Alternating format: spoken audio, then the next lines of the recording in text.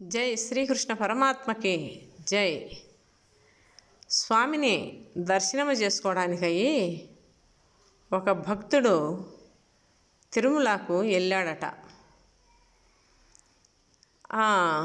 వెళితే నిరుపేద, కొంచెం ధనములో తక్కువ అన్నమాట. అటువంటి వ్యక్తి కొండకు వెళ్ళాడన్నమాట. అప్పుడు అక్కడ ఉన్న వాళ్ళంతా 300, 500 అట్లా ఇచ్చే టికెట్లు తీసుకొని వెళ్ళిపోతున్నారన్నమాట. ఈయనేం చేసినాడు, ఎప్పుడు చూసినా క్యూలోనే ఉన్నాడనమాట. క్యూలోనే ఉంటే అప్పుడు అన్నాడట,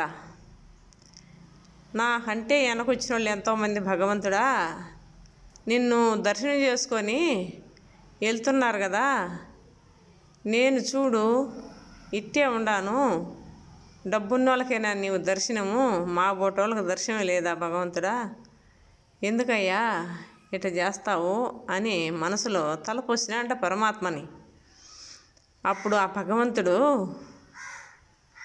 దగ్గరికి వచ్చి కనపడకుండా చెప్పాడట, నాయనా నేను సర్వాంతర్యామిని, ఒకచాటు ఉండి ఒకచాట లేకుండా లేను, అంతటా నేనే ఉన్నాను. నేను లేని చోటేది. ఈ మనుషులు నన్ను శిల రూపంలో పెట్టి ఉండీలు పెట్టి డబ్బులు వాళ్ళే వేయించుకుంటున్నారు, వాళ్ళే తీసుకుంటున్నారు, వాళ్ళే ఉత్సవాలు చేస్తున్నారు, వాళ్ళే అన్నీ చేస్తున్నారు. నేను మాత్రం ఇందులో దేంట్లో లేను నాయన, అంతటా నేనుండా, కానీ దేంట్లో నేను లేను. నీవు వీడికి వచ్చి మొక్కడమే కాదు నాయన, నేను మీ తల్లిలో ఉండా, మీ తండ్రిలో ఉండా, మీ ఇంటిలో పశువుల్లో ఉండా, అన్నిట్లో నేనుండా. నీ తల్లిదండ్రిని ప్రేమించు, ఇతరులకు సాయం చేయి, ఇంత దూరం వచ్చి మొక్కమని నేను చెప్పలేదే అని చెప్పి అన్నాడట పరమాత్మ. అప్పుడు ఆయన చెప్పింది చాలా మంచిదేనని చెప్పి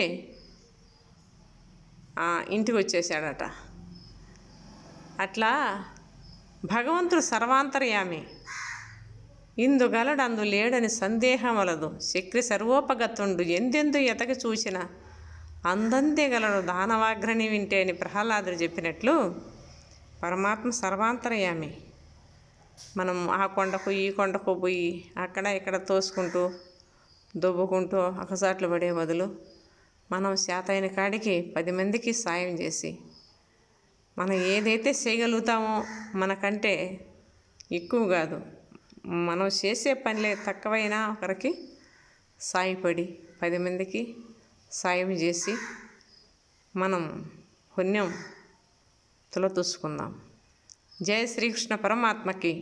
ఇటువంటి కథలు విన్నవారికి కన్నవారికి భక్తి జ్ఞాన వైరాగ్యాలు కలిగి అష్టైశ్వర్యాలు కలగాలని ఆ శ్రీకృష్ణ పరమాత్మని అన్ని వేళల సర్వకాలాల సర్వావస్థలందు కోరుకుంటున్నాం. జయ శ్రీకృష్ణ పరమాత్మకి.